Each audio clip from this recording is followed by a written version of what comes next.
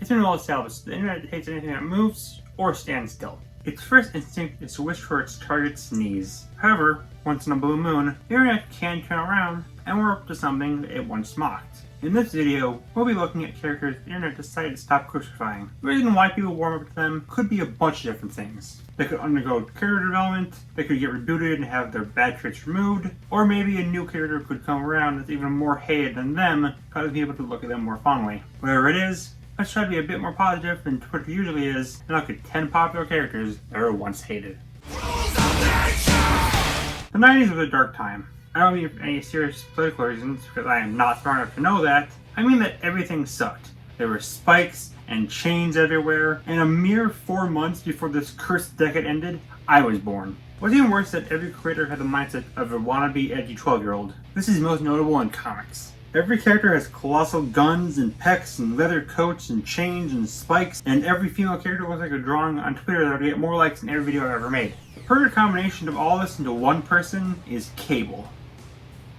Besides that last one, he's as edgy 90s as you can get. Well, there's obviously people who like that kind of 90s style, most are embarrassed by it or just don't understand it. Not to mention that his motives were just, Xavier is a whiny idealist. Instead, we need GUNS! He honestly seems like a concept that should stay in the 90s. But somehow, Ray's able to salvage him. For one, he's got a personality, that's epic. But more notable, he's got a friendship with Deadpool. The duo of a goofball and a stick in the mud is a dangerous pairing if done wrong. But even as someone who thinks Deadpool is kinda hit and miss, you and him are very epic. It also helps that they peeled the layers of this edgy onion and shows that his 27 belts are holding together a man full of insecurities and doubt due to having to know all that's happened in the future. We can only imagine the horrors. He might have started the second worst end of this decade, but in the end, they were able to link Cable up quite nicely.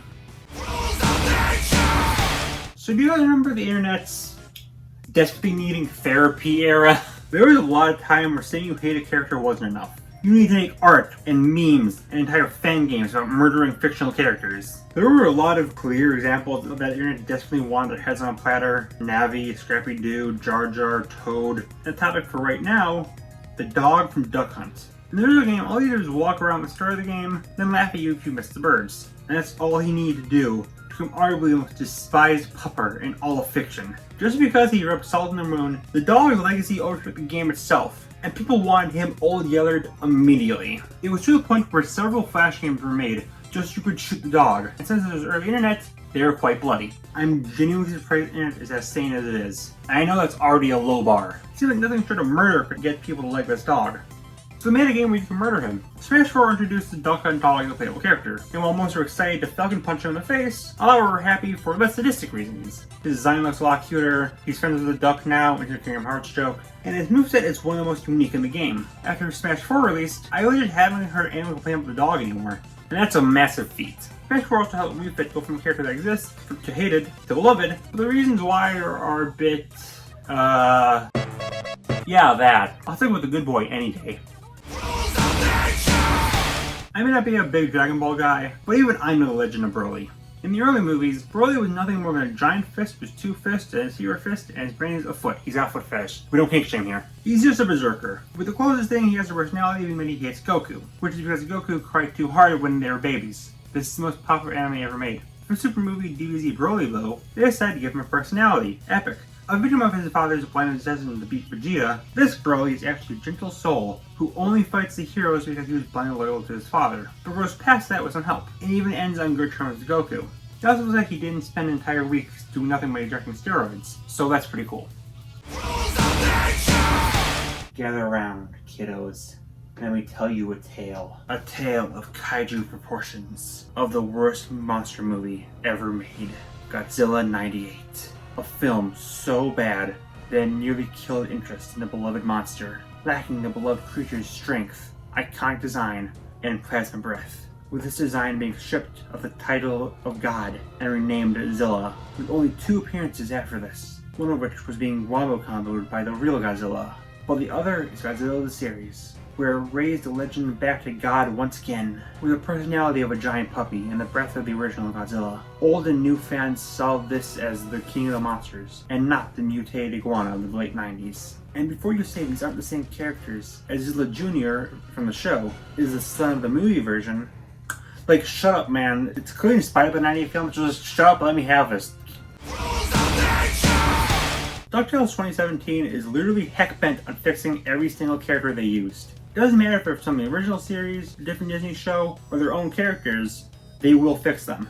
Webby is most obvious. In the original series, she was just kind of a girl, while in this series, well, maybe a bit too close to Mabel, gives her more depth, both as an actual character and to the lore of the show. You can tell the creators of the show really wanted to make a good version of Webby, since in the first episode, a doll of her original design can be seen literally impaled on a wall. Piano D was just kind of Gizmo Duck's love interest in the original series, and they also really tried to make people want to frick a duck. I don't like it. Only birds I want to frick are King Deity and the first half of number 4. 2017 makes Gander more interesting by making her a punk scientist who works for Fowl, and makes her relationship with Fenton legitimately sweet. Bobo was a character who massively overstayed his welcome as a caveman duck, without being all to him, but in this he's smarter, the first relative of Scrooge, and only appears once so he doesn't overstay his welcome. They even saved their own characters. Some people didn't like Mark Beaks because he was more of an obstacle than a villain, but in Beware the Buddy System and onward, he became a villain worthy of being named after a real-world villain. The original versions of Steelbeak and Darkwing are quite beloved, so the newer versions were scrutinized for being so different.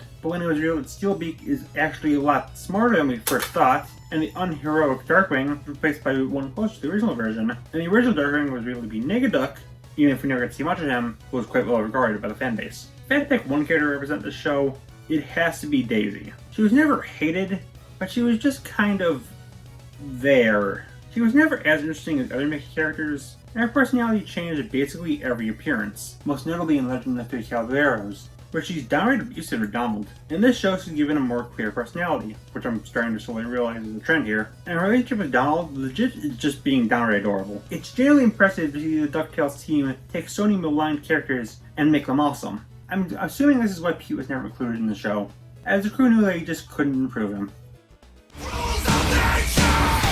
So this was originally going to be Waluigi, who went from a punching bag to a punching bag we all love, / wanted to do things I can't mention on the channel to. The more I think about it, there's another Mario character who I feel like fits this list better. Hear me out here, Princess Peach. Peach, for the longest time, was the face of damsels in distress and nothing else. She only existed to be saved. Outside of Mario 2, which was a dream, all she did was stand there. And it wasn't even menacingly. What a ripoff! Even when she started talking, like in Mario RPG and Mario 64, she still wasn't that defined. Sunshine was a step in the right direction, but it also has that one scene everyone is legally required to bring up when talking about Sunshine, where Peach doesn't immediately shoot down the idea that she might be Junior's mom. With that said, she does slowly start to develop a, stay with me now, third arm, a personality, along with slowly becoming more independent. The RPG specifically kept her as an extremely kind character, but still made her able to defend herself, like the time where she casually yeets Bowser out of her castle. She even got her own game, even if it also has an infamous moment. Heck, in 3D World, she just dives right for Bowser. She may not be perfect, but Peach has definitely made a name for herself now, and I feel like she truly deserves honor of being the most famous female character in gaming. Rosalina's still a better princess.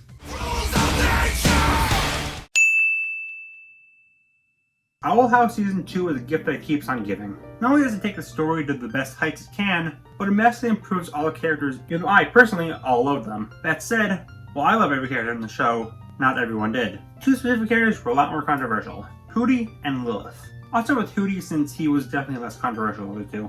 Hootie was and still is comic relief. However, some found him more annoying than funny, which is kind of the point. He was a bit more unimportant than the other comic relief character, Best Boy King. That is until episode 19, where Hootie proved his worth by no penalty taking down all the members of the Emperor's Coven. That did a lot to help people warm up to him. They went even further with Season 2. Not only is he just generally funnier, but thanks to Proto Hootie, a #1 pick of the fictional thing I want most, he's more active.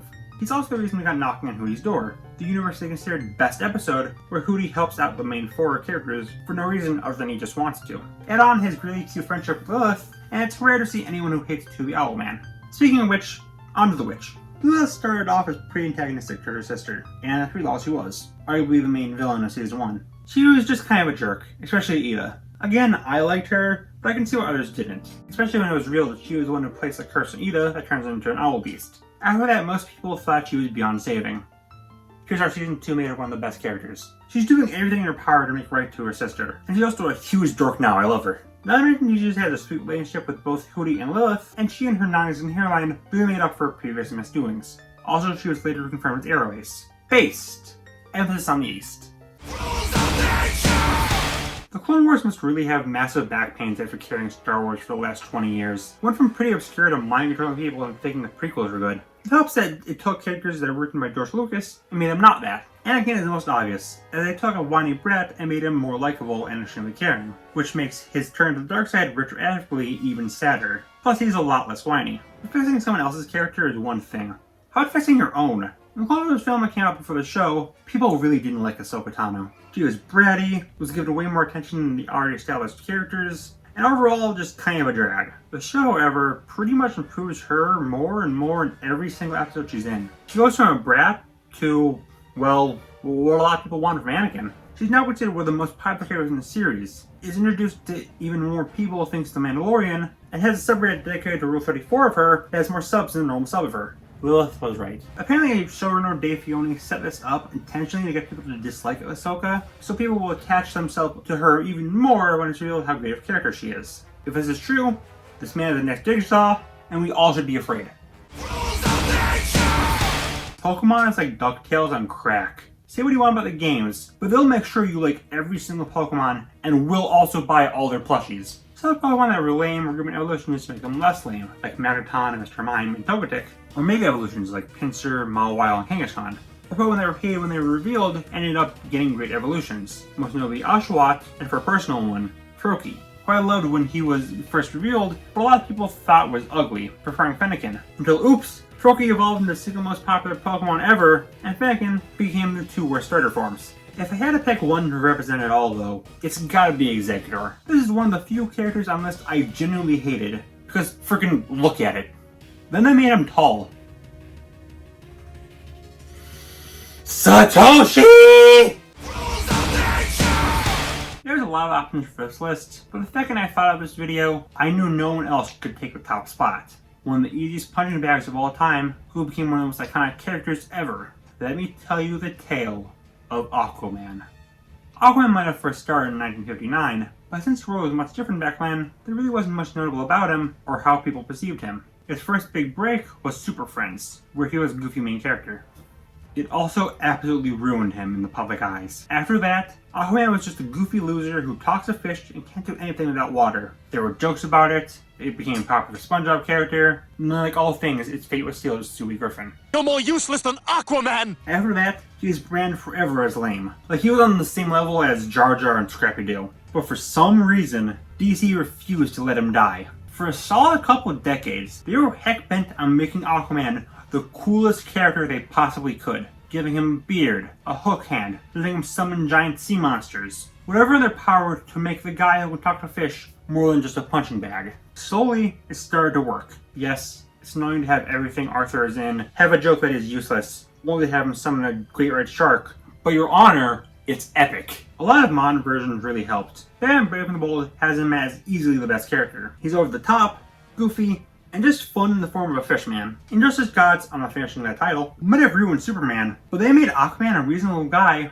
and of course gave him sharks. And then there's the DCEU. No matter what you think of this universe, most tend to agree that Aquaman is one of the best characters, with a charm that's mostly lacking for most of the characters in this universe. Aquaman's journey has been a rough one, but I think he safely lodged himself into the gross, wet hearts of the masses. It doesn't matter if he's deep at the bottom of the ocean, or right on top, he's safe from Family Guy's grasp from now on. Okay, so I'm looking up at my script here, and it turns out, I don't know if you can see this, I literally just said, frick you, future Stripe. I can't think of anything funny. Make something up. I don't know if you can see that, but that's what it says. So, frick, I don't know how to end this video. I'm just gonna throw up some random green screens right now, so frick you, here's some random green screens. Loser! You're a loser! Are you feeling sorry for yourself? Is that enough? Are we done? Are we done? Can I go home now? I'm already home, frick! God, I hate my life! Anyway, thanks for watching, bye. Loose, look, these are the oldest barnacles I've ever had on my head.